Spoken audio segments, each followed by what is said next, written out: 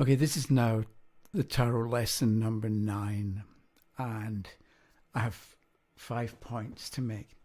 First, I imagine everybody knows the Beatles, and they produced a lot of songs, along with George Martin, of course, but there's an awful lot of Beatles songs out there.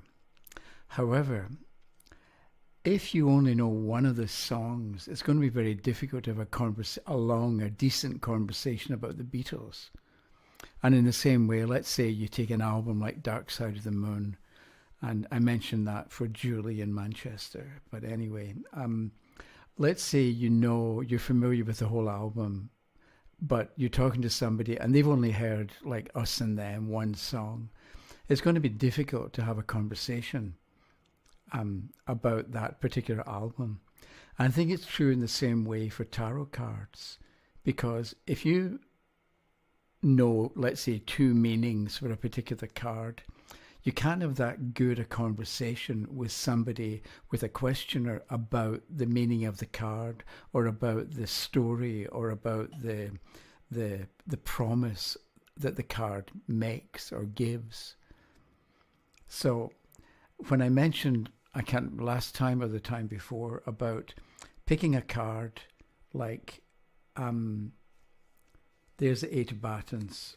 So if we look at the 8 of Batons and we've got our notebook, and one word, maybe we've got movement or flying or something like that, and we write it down, and then we leave it for a couple of days, and then we go back and look at that word in that card and see if we can develop the idea of flying or movement through the air in connection with that particular card. And it would then mean that if the card comes up, or when the card comes up in a reading, we've got a lot we can talk about in using the card to answer the question.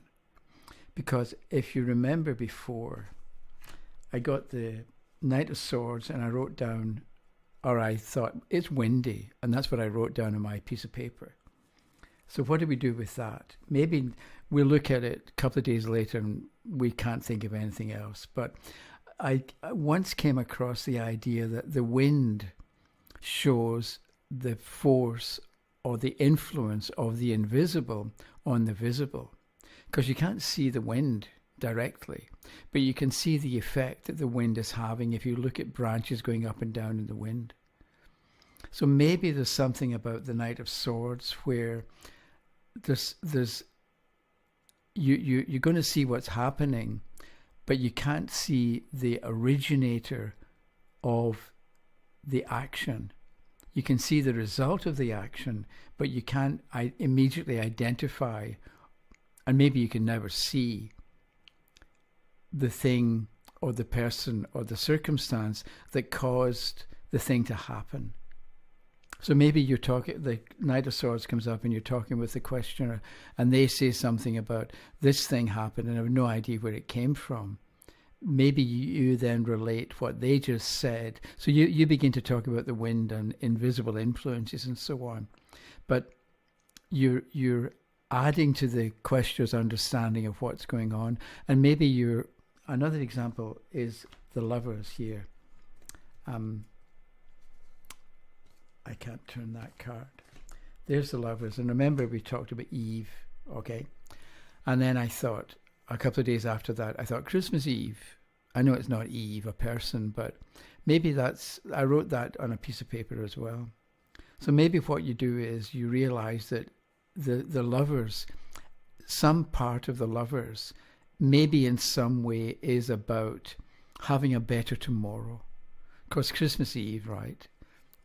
Tomorrow's Christmas Day, and Christmas Day is supposed to be great. I don't know whatever it is for anybody, but we've got the idea that Christmas is a good day because you get presents and people come together and families get together, and it lasts for about 10 minutes and then everybody drinks too much and they start insulting each other. However, we've got the idea that Christmas Day for children, let's say, is a good day and it's exciting. So maybe if the Lovers comes up and your questioner is talking about how things are going wrong, maybe you remind them, this is Eve, Christmas Eve, tomorrow can be a better day. So you're saying what you're saying based on what's going on in the picture, what's going on in the card. You're not going to say the same thing every time to every questioner, but at least you've got an awful lot that you might say.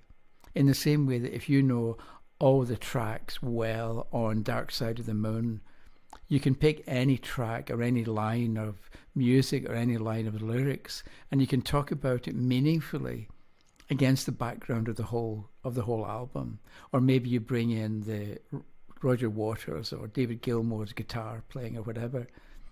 Although there's an interesting bit about Us and Them, how Richard Wright, who plays keyboards, talked about how he made up, he developed the music based on a jazz chord that he heard Miles Davis play years before, and he worked it out. And it's really interesting, I think, anyway.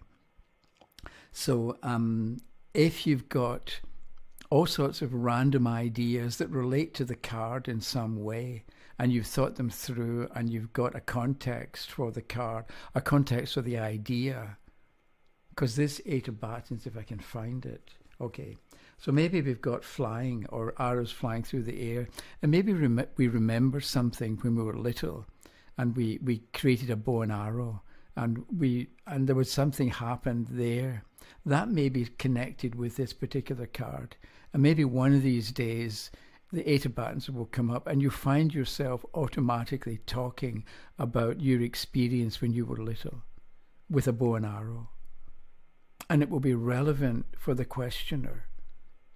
It may not be the meaning of the 8 of Batons, but it's something valuable and useful that you can tell the questioner.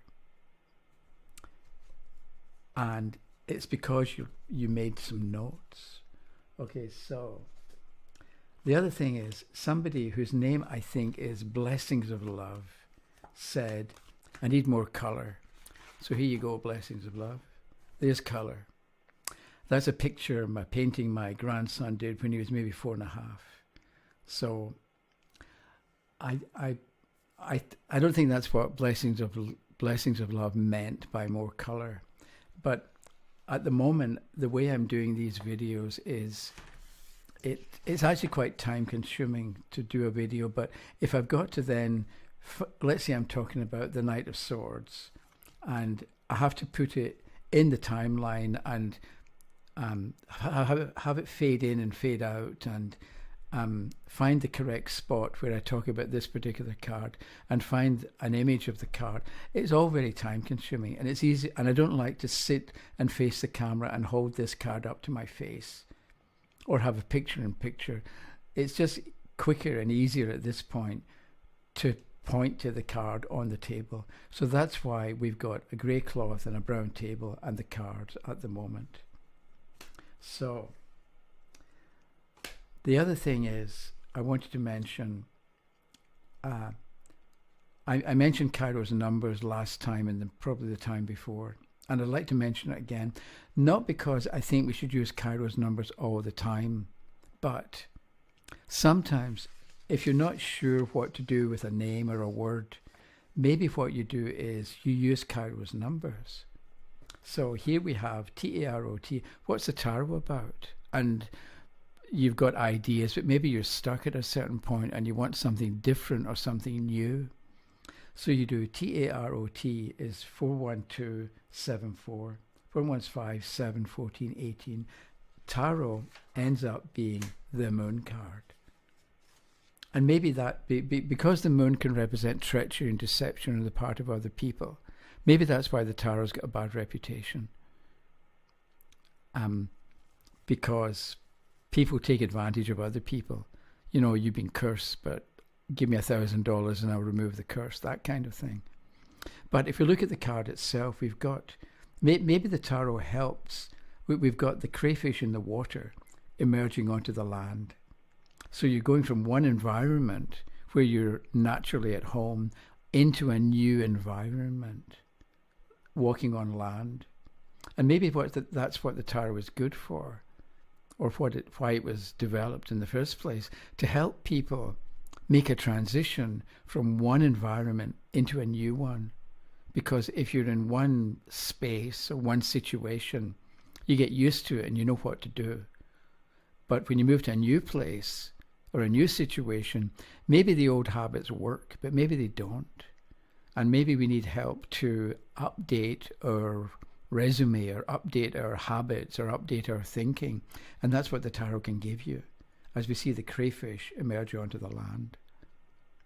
The other thing is the crayfish is in water and is walking onto the land. Water is emotion and land is practicality. So maybe the tarot helps people to go from negative emotion, because people want to ask the tarot questions when they've got a problem. So maybe we go from negative emotion to practicality and stability, because the earth is stable, right? Whereas water isn't, because there's tides and there's movement and the wind blows across the top of the water and moves things around.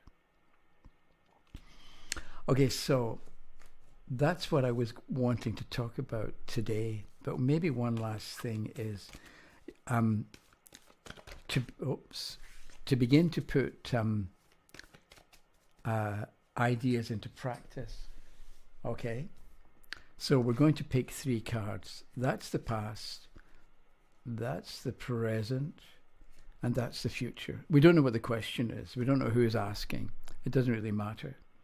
But we're just looking to see. So the past, we've got the Lovers. So in the past, you were faced with a choice. You were at crossroads. What did you do? The 2 of Swords. You still can't make up your mind, because we've got 2 swords. Here we've got 2 people. And what does the future hold? The Hermit. You're going to be on your own, thinking things through. So, do you know what I mean? It's like you pick 3 cards and you do something simple like that and just see what you get out of it. And you begin to look at cards and what they might show, depending if it's something that's already happened because it's the past, if it's something that's going on at the moment, or if it's something that's going to be coming up in the future. And maybe you look at the similarity or the connections, if there are any, between the past and the future.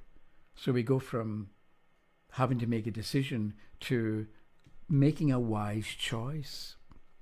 So yes, you'll get over this period of indecision or this period where you can't make up your mind. And in the end, you'll make a wise decision, because it's the Hermit who represents ancient wisdom and wise old men and all the rest of it. And maybe you're going to be able to show other people, because some people look at the Hermit as being somebody who shows other people the way, because he's got a lantern held up. And he's lighting the way, not just for himself, but for other people. So anyway, that's kind of it for the day, for today. So today is Friday, so Saturday, Sunday, Monday. And quick shuffle at the end to put a full stop at the end of the sentence. And that's it. So thanks for watching, and I'll see you again. Okay? Bye-bye.